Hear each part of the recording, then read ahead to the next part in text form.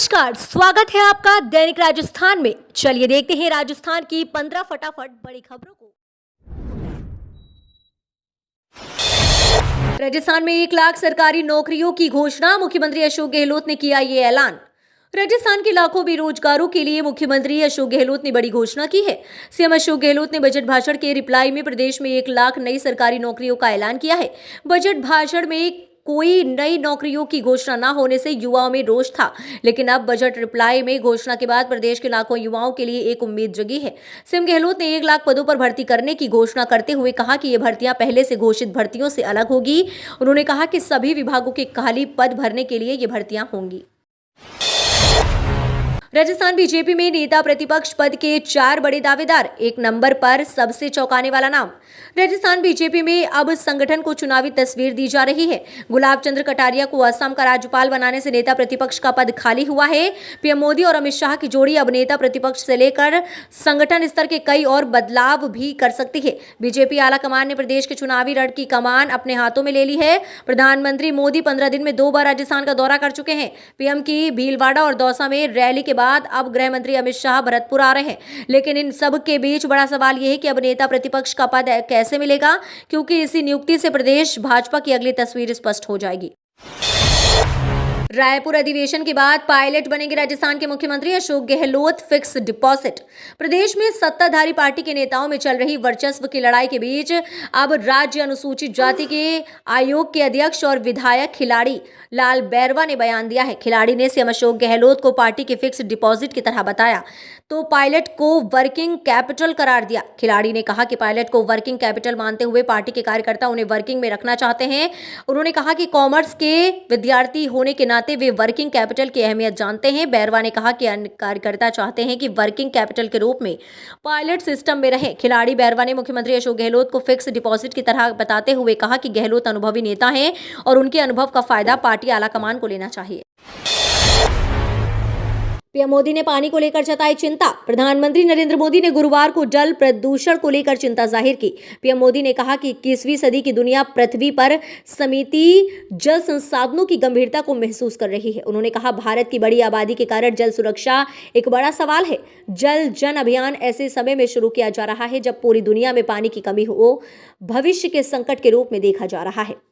राजस्थान में गुरुवार को जल जन अभियान की शुरुआत ब्रह्मा कुमारी संस्थान में हुई। इस कार्यक्रम में पीएम मोदी वीडियो कॉन्फ्रेंसिंग के माध्यम से जुड़े थे। पीएम मोदी ने कहा कि इस अमृतकाल में भारत भविष्य के रूप में पानी की ओर देख रहा है। अगर जल रहेगा तभी आने वाला कल भी रहेगा। पीएम मोदी ने अपने संबोधन में जल संरक्षण को एक जन आंदोलन में बदलने पर संतोष व्यक्त किया। उन्होंने कहा, जल जन अभियान जन भागीदारी के इस प्रयास को नई ताकत देगा, जिससे जल संरक्षण अभियानों की पहुंच को भी बढ़ावा मिलेगा। अब राजस्थान में भी ओवैसी की एंट्री। राजस्थान में इस साल के अंत में होने जा रहे विधानसभा में ऑल इंडिया मजलिसे इत्तेहादुल मुस्लिमीन भी एंट्री करने जा रही है। इसके लिए पार्टी ने तैयारी तेज कर दी है और इसके प्रमुख असदुद्दीन ओवैसी अभियान का आगाज करने जा रहे हैं। भरतपुर और टोंक में ओवैसी 18-19 फरवरी को रैली करेंगे और जनता के सामने अपना एजेंडा रखेंगे। इससे पहले पिछले साल सितंबर में भी ओवैसी राजस्थान आए थे। पार्टी पदाधिकारियों के मुताबिक ओवैसी शनिवार को भरतपुर के कामा में रैली को संबोधित करेंगे। अपने दौरे की शुरुआत वह अलवर के तापू कड़ा से करेंगे, जहां वह पार्टी दफ्तर का उद्घाटन करेंगे और रामगढ़ में जनसंपर्क अभियान चलाएंगे। एआईएमआईएम के प्रदेश संयोजक समील खान ने बताया कि रविवार को ओवैसी टोंक के गांधी मैदान में जनसभा करेंगे। राजस्थान कांग्रेस में फिर बखेड़ा। पायलट के बयान के बाद गरमाई सियासत। राजस्थान विधानसभा चुनाव में भले ही अब थोड़ा सा वक्त बचा है, लेकिन सचिन पायलट बनाम अशोक गहलोत के बीच चल रही सीएम की कुर्सी की जंग अभी भी बदस्तूर जारी है। राजस्थान कांग्रेस में फिर बखेड़ा खड़ा हो गया है। सचिन पायलट की ओर से एक दिन पहले दिए गए बयान के बाद कांग्रेस की अंदरूनी राजनीति गर्मा गई है फिर से। इसके साथ ही पायलट खेमे की तरफ से सीएम पद को लेकर बयानबाजी तेज हो गई है। सचिन पायलट ने हाल ही में फिर से कांग्रेस विधायकों के इस्तीफे, प्राकरण और अनुशासनहीनता का नोटिस पाने वाले गहलोत गुट के 3 मंत्रियों के खिलाफ कार्यवाही को लेकर सवाल उठाए। सिंगल यूज प्लास्टिक पर रोक, फिर भी रोजाना निकल रहा 300 टन से ज्यादा कचरा। केंद्रीय वन पर्यावरण एवं जलवायु मंत्रालय 100 माइक्रोन से कम मोटाई की प्लास्टिक के बने तमाम उपयोगी सामान पर 1 जुलाई से बैन लगाया जा चुका है। जयपुर में भी प्लास्टिक बैन के बाद निगमों की ओर से रोज छोटी बड़ी कार्यवाही की जा रही है, मगर कचरे से निकल रहे प्लास्टिक का निस्तारण ठीक तौर पर नहीं हो पा रहा है। जयपुर शहर का कुल वेस्ट प्रतिदिन करीब 1400 मीट्रिक टन है, जिसमें प्लास्टिक वेस्ट 280 मीट्रिक टन है। इस कचरे को कई लोग उठा रहे हैं, लेकिन पूरा प्लास्टिक कचरा निस्तारित नहीं हो पा रहा है। कुछ कचरे को सेग्रीगेट करके ऊर्जा संयंत्र में इस्तेमाल किया जा गया है, लेकिन नगर निगम दूसरा संयंत्र नहीं लगा पाया है। ज्योतिर्लिंगों के दर्शनों के लिए इस बार सीकर से चलेगी स्पेशल ट्रेन। रेलवे और IRCTC मिलकर लंबे समय से धार्मिक यात्राओं के लिए स्पेशल ट्रेनों का संचालन करते आ रहे हैं। इन ट्रेनों का संचालन अब तक बड़े रेलवे स्टेशनों जैसे जयपुर, दिल्ली, बेंगलुरु या जोधपुर जैसे स्टेशनों से हुआ करता था, लेकिन इस बार यात्रा के संचालन के लिए छोटे से स्टेशन सीकर को चुना गया है। इस बार सीकर से यात्रा दक्षिण भारत के ज्योतिर्लिंगों के दर्शनों के लिए रवाना होगी। IRCTC के संयुक्त महाप्रबंधक योगेंद्र गुर्जर ने बताया कि यह यात्रा सीकर से 11 मार्च से शुरू होकर 20 मार्च को खत्म होगी। इस यात्रा की अवधि 10 दिन की है। राज्य में 133 अनुपयोगी कानूनों को खत्म करेगी सरकार, बजट सत्र में बिल। राज्य में 133 अनुपयोगी कानूनों को खत्म किया जाएगा। इन्हें निरस्त करने का बिल विधानसभा के बजट सत्र में ही लाया जाएगा। विधि एवं विधिक कार्य मंत्री शांति धारीवाल ने गुरुवार को विधानसभा में ये जानकारी दी। उन्होंने कहा कि कैबिनेट सब कमेटी की अनुशंसा पर राज्य में वर्तमान में प्रचलित कानूनों की समीक्षा तथा इनके सरलीकरण के लिए विशिष्ट शासन सचिव विधि की अध्यक्षता में 3 सदस्यीय समिति का गठन किया गया था। इस समिति ने 650 विद्यमान कानूनों की समीक्षा के बाद 296 रिपील किए जा सकने वाले कानूनों की पहचान की। इनमें से 133 कानूनों को निरस्त करने की प्रशासनिक स्वीकृति मिल चुकी है। बजट राहत, बचत और बढ़त नहीं, राजस्थान की जनता को चपत है पुनिया। भाजपा प्रदेशाध्यक्ष सतीश पूनिया ने बजट को लेकर दी गई टैगलाइन पर तंज कसा है। उन्होंने बजट बहस के दौरान कहा कि ये बजट बचत, राहत और बढ़त का नहीं, बल्कि राजस्थान की जनता को चपत का है, ये डुबत का है। राजस्थान की पूनिया ने सीएम अशोक गहलोत को पुराने बजट भाषण पढ़ने के मामले में भी घेरा और कहा कि बजट सरकार का गोपनीय दस्तावेज है, लेकिन राजस्थान सरकार का बजट उठा था। बजट की गोपनीयता को भंग किया गया, ऐसी मार्केटिंग कभी नहीं की गई। इसके अलावा जो घटनाक्रम सदन में हुआ वह आज तक देश में कहीं नहीं हुआ।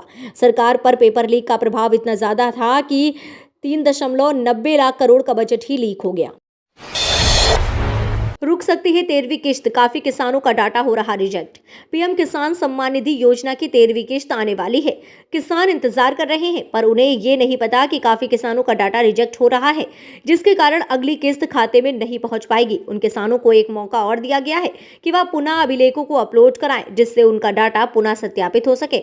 उप कृषि निदेशक यशराज सिंह ने बताया कि पीएम किसान सम्मान निधि योजना के अंतर्गत ओपन सोर्स जैसे CSCC जन सेवा केंद्र से पंजीकरण कराने वाले सभी किसान शासन के निर्देशानुसार ओपन सोर्स से पंजीकरण कराते समय स्पष्ट खतौनी एवं आधार की प्रति अपलोड कराएं। इन डॉक्यूमेंट्स को अपलोड न होने की स्थिति में काफी संख्या में कृषकों का डाटा रिजेक्ट हो रहा है। JDA के पक्ष में सुप्रीम कोर्ट का बड़ा फैसला। दिल्ली स्थित सुप्रीम कोर्ट के एक आदेश ने जयपुर JDA के नाम करोड़ों रुपए कीमत की जमीन हो गई। ये जमीन जयपुर में विद्याधर नगर और VKI एरिया के बीच मनहोत्रा नगर के पास है। इस जमीन पर पिछले साल नवंबर में JDA की टीम ने बड़ी कार्यवाही करते हुए यहाँ बने गोदाम, ऑफिस, दुकानें, झुग्गी झोपड़ियों, मकान और कमरे खाली करवा कर उन्हें हटाया था। इस कार्यवाही के बाद ये मामला सुप्रीम कोर्ट चैलेंज किया गया था, जहां सुनवाई के बाद 3 जजों के बेंच ने फैसला JDA के पक्ष में सुनाया है। इस फैसले के बाद करीब 11 बीघा 19 बिस्वा ये जमीन JDA के नाम हो गई है। चिरंजीवी योजना में जनप्रतिनिधियों का हो चुनाव। जिला स्तरीय जन सुनवाई गुरुवार को कलेक्ट्रेट सभागार में हुई। जिला कलेक्ट्रेट की अध्यक्षता में हुई बैठक में प्रभारी सचिव भवानी सिंह देथा भी वीडियो कॉन्फ्रेंसिंग के जरिए जुड़े। जिला कलेक्टर ने मुख्यमंत्री चिरंजीवी स्वास्थ्य बीमा योजना का उल्लेख करते हुए कहा कि अब इस योजना में राशि बढ़ाई गई है। प्रयास ये रहे कि सरपंच, ग्राम सेवक और भामाशाह के साथ इलाके के जनप्रतिनिधियों का जुड़ाव भी योजना से हो और वे इस योजना की जानकारी आमजन तक पहुंचाएं। 30 साल बाद महाशिवरात्रि पर बन रहा पंच महापुरुष योग। महाशिवरात्रि पर इस बार 30 साल बाद पंच महापुरुष योग बन रहा है। उत्तराषाढ़ा नक्षत्र व्यक्तिपात योग गर करण से इस दिन की शुभता में बढ़ोतरी होगी। वहीं श्रद्धालु द्वारा की गई साधना उपासना का उन्हें कई गुना पुण्य फल प्राप्त होगा। ज्योतिषाचार्य पंडित हृदय रंजन शर्मा ने बताया कि महाशिवरात्रि पर इस बार 30 साल बाद शश योग रहेगा। इसकी वजह यह है कि शनि भी अपनी राशि कुंभ में है। इस तरह गुरु मीन में और सूर्य कुंभ राशि में स्थित है। ऐसी स्थिति और चंद्र शनि के 10वें स्थान पर होने पर यह योग निर्मित होता है। प्रतापगढ़ में 36.5 किलोमीटर की 4 सड़कों का होगा निर्माण। प्रधानमंत्री ग्राम सड़क योजना के तहत प्रतापगढ़ में 4 नई सड़क और पुलिया निर्माण स्वीकृत हुआ है। इनकी लंबाई करीब 36.5 किलोमीटर है। ये जिले की 15 ग्राम पंचायत, 4 पंचायत समिति और मुख्यालय को जोड़ेंगी। इससे न केवल आम दिनों में बल्कि बारिश के दौरान भी ऐसे गांव जो अक्सर संपर्क से कट जाते हैं उनके लिए भी फायदा होगा। करीब 40,000 की आबादी इन सड़कों से जुड़ेगी। अब तक इन लोगों के पास आने जाने के लिए कच्चे रास्ते या फिर घुमावदार लंबे रास्ते वाली सड़कें ही थी।